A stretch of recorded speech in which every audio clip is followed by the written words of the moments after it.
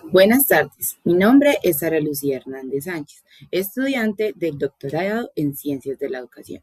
Hoy realizaremos un recorrido por los fundamentos de las teorías del aprendizaje, analizando las perspectivas de Schunk, así como las de Gallardo y Camacho. El objetivo es comprender cómo estas bases teóricas transforman la realidad en el aula. A través de esta exposición se tiene como propósito definir qué es el aprendizaje más allá del sentido común, desglosar los temas fundamentales que toda teoría debe responder, como lo son la memoria y la motivación, y finalmente reflexionar sobre cómo este proceso científico fundamenta una práctica docente de calidad, en mi caso específico en la educación rural en las zonas rurales antioqueñas colombianas.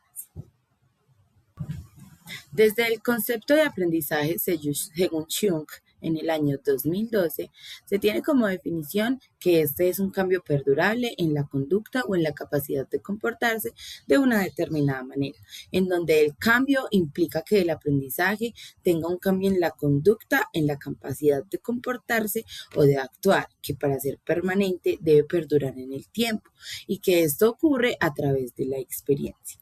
También podemos decir que el concepto de aprendizaje, según Schunk, se define como un cambio perdurable.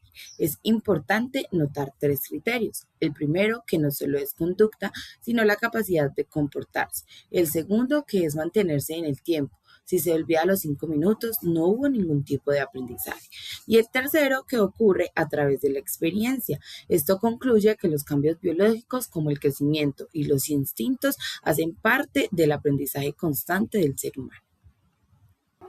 También poseemos el concepto de aprendizaje desde la postura de Gallardo y Camacho 2008, en donde nos dicen, el aprendizaje es un proceso dialéctico de apropiación de los contenidos y las formas de conocer, hacer y convivir y construidos en la experiencia sociohistórica. Gallardo y Camacho 2008, página 24. Nos dan como definición que el aprendizaje no es solo acumular información, es un proceso de construcción a base del tiempo, que se conceptualiza como un proceso dialéctico y de apropiación de contenidos y formas de conocer, y su enfoque principal incluye el desarrollo de habilidades, actitudes y valores, no solo en conocimientos, sino también teóricos. Podemos decir, por otro lado, que Gallardo y Camacho nos ofrecen una visión más dialéctica. Ellos plantean que aprender es un proceso de apropiación. No somos recipientes vacíos, tomamos contenidos sociohistóricos y los transformamos. Aquí el aprendizaje no es solo acumular datos, sino evolucionarlos, saber hacer, convivir y ser con ellos. Desde los tipos de aprendizaje podemos observar que existe el aprendizaje social observacional, que es la adquisición de conductas mediante la observación de modelos. Por ejemplo, aprendemos a hablar por medio de la imitación. El aprendizaje conductual, en donde el cambio en la tasa, frecuencia o forma de la respuesta hace que cambie la reacción. Es decir, si actúas agresivo hacia mí, actuaré agresivo hacia ti. Aprendizaje conductual, en donde los procesos mentales internos como la memoria, organización, procesamiento de información generan un aprendizaje secuencial.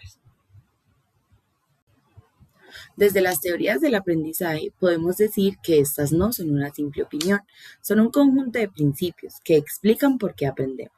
Históricamente se debaten entre el racionalismo, que dice que el conocimiento viene de la razón interna, y el empirismo, que afirma que todo viene de la experiencia sensorial. Las teorías modernas intentan integrar ambos mundos para darnos un marco lógico de la ideación. También tenemos que las teorías del aprendizaje son las bases explicativas que intentan comprender cómo las personas adquieren, procesan y retienen el conocimiento. Según Schunk, esta se divide en explicativa, predictiva y sistemática. Y tiene elementos claves como el estímulo-respuesta, el reforzamiento de la información, la memoria, la atención, la codificación y la recuperación de conocimiento en la información guardada. Desde la importancia de las teorías del aprendizaje, tenemos que preguntarnos cómo ocurre el aprendizaje, cuál es el resultado de la experiencia o del desarrollo biológico, qué papel juega la memoria, cómo se almacena la información, el papel de la motivación, si es interna o es externa. Las teorías conductuales se centran en lo observable. Aquí el aprendizaje es una respuesta a estímulos ambientales o biológicos. Si la conducta es seguida por un refuerzo, se repite. Como lo menciona Schunk, el acento es totalmente en el ambiente y en cómo se moldea al estudiante a través de la práctica y la repetición. En contraste, las teorías cognitivas miran desde adentro hacia afuera. Lo vital son los procesos mentales, cómo entendemos, cómo codificamos la información y cómo la recuperamos para que se vuelva significativa.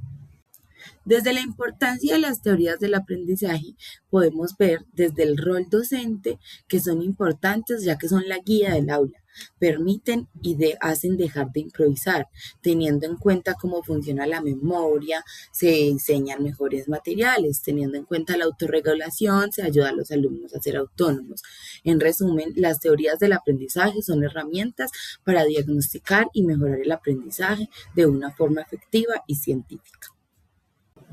Para concluir, desde la pregunta de qué manera las teorías del aprendizaje favorecen la práctica docente y la formación de los estudiantes, se puede decir que para el docente valida su práctica y le da coherencia pedagógica.